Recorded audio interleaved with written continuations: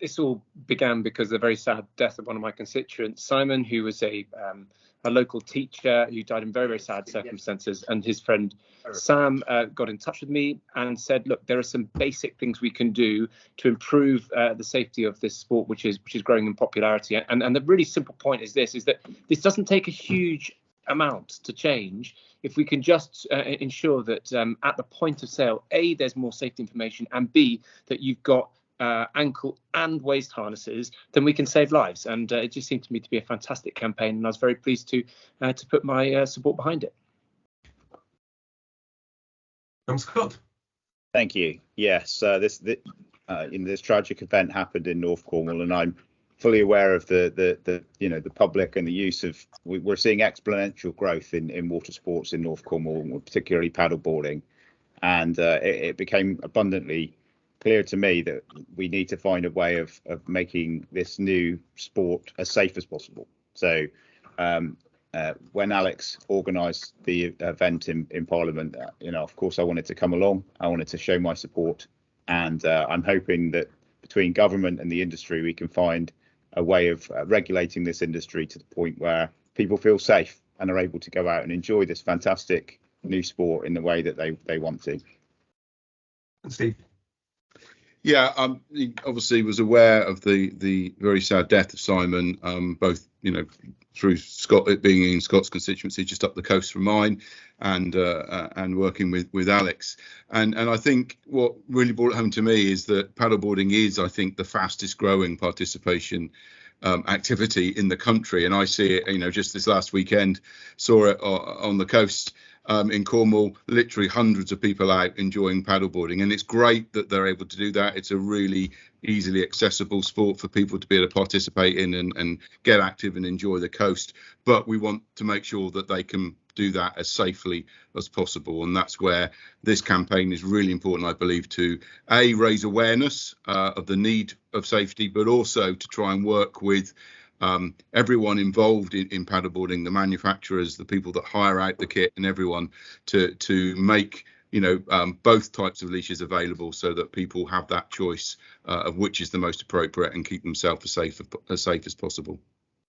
Okay, well, Alex, ahead of the RNLI event, you've done lots in Parliament, haven't you? You've had lots of conversations. Can we just talk through some of the work that you've been doing, and also what you hope might be able to come from this RNLI event in Poole?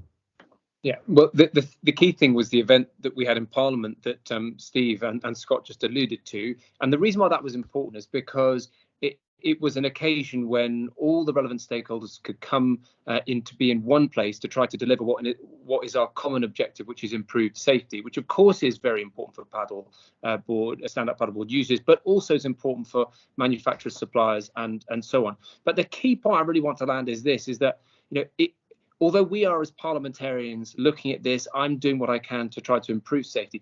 Ultimately, the best thing to happen will be if the industry itself works out what is going to be deliverable, achievable, and meet the needs, the safety needs that are required. And we've talked about leashes. And so we wanted to shine a light upon us and to convene it and to get people in the room. But ultimately, the best solution will be one that industry signs up to and can deliver, because they're the people on the front line. And Scott, this is about, the people that can make the decisions coming together. You must have covered many events before where, perhaps momentum is lost, for example. What is your key message to the people in the room? Yeah, first of all, these all-party parliamentary groups are great, and they do achieve an awful lot. I would prefer, like Alex, to see the regulation happen from within inside the industry. I mean, we can regulate in government if that is required, but I think I learned a lot of that event. I didn't know, for example, the kind of different challenges with still water and faster moving water and the kind of differences there. That there's clearly a lot of knowledge in that room, and I would much prefer to see the regulation coming from within the industry. And I think we can reach a common solution to this and prevent these kind of tragedies from happening again. And Steve, only a few days ago we saw another tragic loss of life. Obviously, we don't know the circumstances of that, but this reinforces the need for the industry to speak with one voice and actually make changes, doesn't it?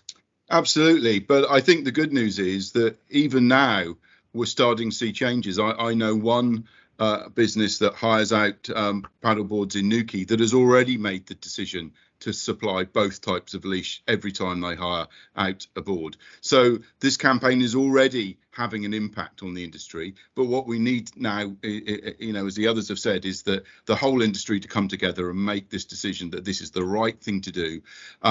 We know that the Sports Minister, Nigel Huddleston, is willing to look at what can be done from a government point of view. But I think it'd be far better and far quicker, actually, if the industry just decided together, this is the right thing to do. Let's all get on board and do this.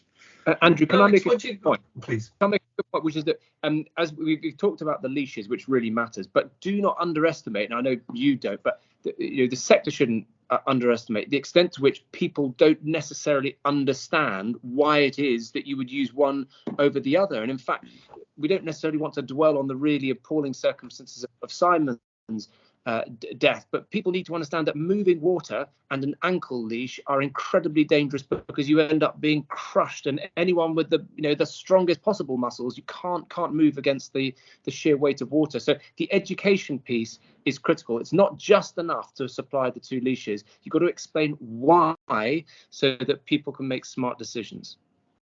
And Alex, why does it matter that MPs like yourself are looking at this? What do you hope to help ensure happens?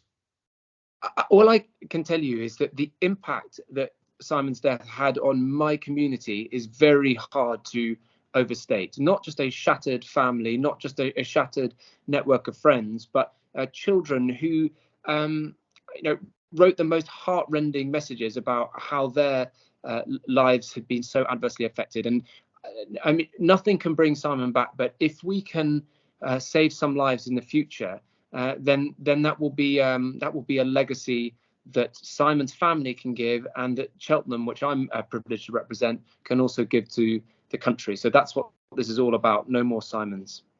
And Scott, you feel that there is real change within touching grasp here, don't you? Yeah, absolutely, 100%. From my perspective, I saw how people used public open space during the lockdowns.